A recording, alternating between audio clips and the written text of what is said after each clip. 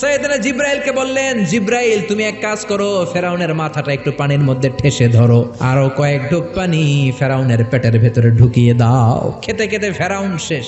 ফজরের পরে আক্রমণ। সাইয়েদনা মুসা আলাইহিস সালাম বনী ইসরাইলের মুমিনদেরকে নিয়ে দিলেন এক দৌড়। সাইয়েদনা মুসা আলাইহিস সালাম দৌড়াতে দৌড়াতে যে দেখলেন বিশাল এক লোহিত সাগর। আল্লাহরে ডেকে বললেন, আল্লাহ আমার সাথে যেই বনী ইসরাইলের লোকেরা আছে এরাই তোমার মুমিন বান্দা।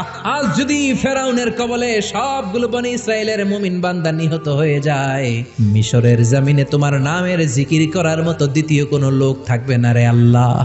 রব্বুল আলামিন বললেন, মুসা দেরি করো কেন, লাঠি ফালাও। সাইয়েদনা মুসা আলাইহিস সালাম লাঠি ফেললেন। লোহিত সাগরের এই মাথা থেকে ওই মাথা বিশাল বড় ব্রিজ বানিয়ে দিল কে? সাইয়েদনা মুসা আল্লাহর জিকির করতে করতে বনী ইসরাইলের সব মুমিনদেরকে নিয়ে পার হয়ে গেলেন। ইন দ্য মিন টাইম ফেরাউন তার সৈন্য সহ চলে এসেছে। এসে দেখে কি আজীব তামাশা, গতকালও এই জায়গায় কোনো ব্রিজ নাই, তাকিয়ে দেখে ওই তো মুসাকে দেখা যায়। সে বলল, আমার সৈনিকেরা তোমরাও মার্চ করো, মার্চ অন দ্য ব্রিজ। মুসা আলাইহিস সালামের পেছনে পেছনে ধরার জন্য সেনাবাহিনীর সব সৈনিকেরা লেফট এন্ড রাইট করতে করতে মাঝ বরাবর চলে এসেছে। সাইয়েদনা মুসা আলাইহিস সালাম লাঠি তুললেন। লাঠি তোলার সাথে সাথে ফেরাউনের সব সৈন্যগুলোকে ফেরাউন সহ লোহিত সাগরের মধ্যে ডুবিয়ে দিল কে?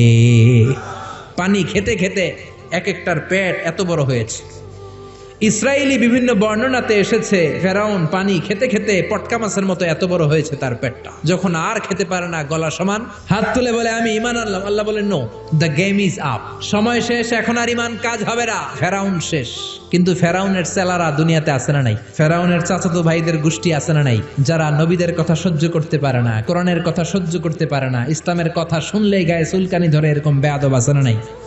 যুগে যুগে ফেরাউনের চাচাতো ভাইরা থাকবে, ফেরাউনের চেলা লস্কররা থাকবে, নমরুদের চেলা লস্কররা থাকবে, আর তাদের বিরুদ্ধে সাইয়েদনা ইব্রাহিম আর মুসা আলাইহিস সালামের মতো বলিষ্ঠ হুঙ্কার দিয়ে কালিমার দাওয়াত দিয়ে যেতে হবে। চিল্লায় বলেন ঠিক কি না?